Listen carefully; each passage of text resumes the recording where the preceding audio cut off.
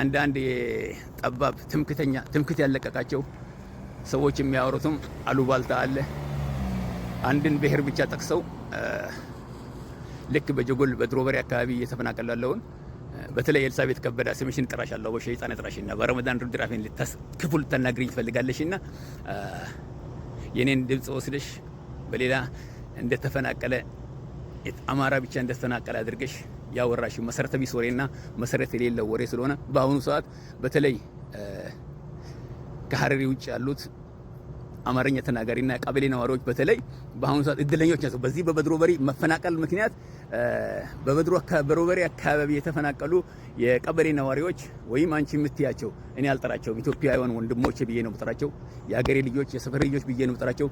በድሮበሪ የሚኖሩ ከሐረሪ ቋንቋ ውጭ የሚናገሩ ኢትዮጵያውያን የሐረር ተወላጆች ሐረሪዎች ለኔ ሐረሪዎች ናቸው። እነሱም አለያቸውም። አንቺ እንደምትዩ በዘርና በጎሳ በምናምን መጥዬ አለያቸውም።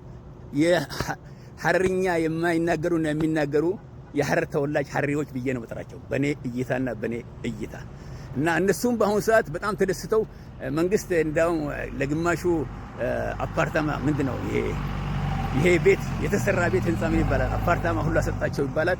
እነሱ አድለዋል። ከቆርቆሮ ቤት ወጣው እንዳው እኮ ዘመዶችሽ ከቆርቆሮ ቤት ወጣው ፎቅ ላይ ገብተውልሻል።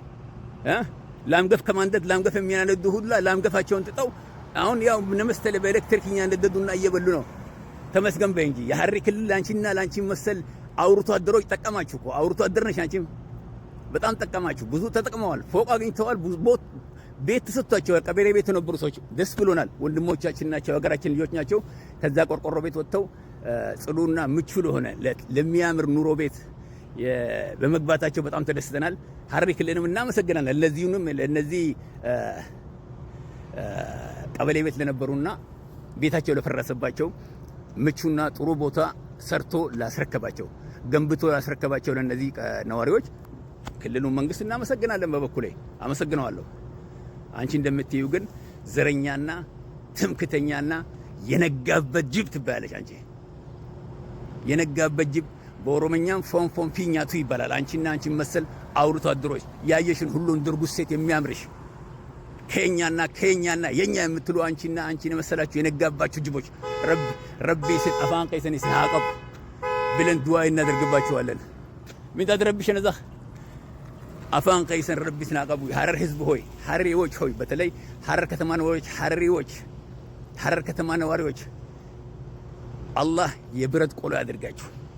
እውነተኛ የሐረሪ ተቆርቋሪ ባለስልጣኖች ከውስጥ ያላችሁ ተቆርቋሪዎች ልትኖሩ ትችላላችሁ። ባለስልጣኖቻችን ለህዝባችሁ የምታገለግሉ ለህዝባችሁ የምትቆረቆሩ ህዝብ ወዳድ የሆናችሁ ባለስልጣኖችና የሐረሪ ነዋሪዎች በአጠቃላይ በሐረር የምትኖሩ ሐረሪዎች በአጠቃላይ አላህ የብረት ቆሎ ያድርጋችሁ።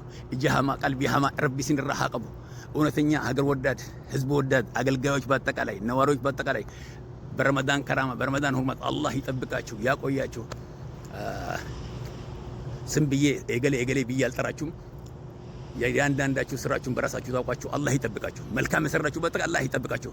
መልካም ያሰራችሁና ህዝቡን ያስለቀሳችሁ በአጠቃላይ እናችም አላህ ይመልሳችሁ። አባር እናደርጋችሁም አባር አድርገን እዛው ይክተታችሁ አንልም።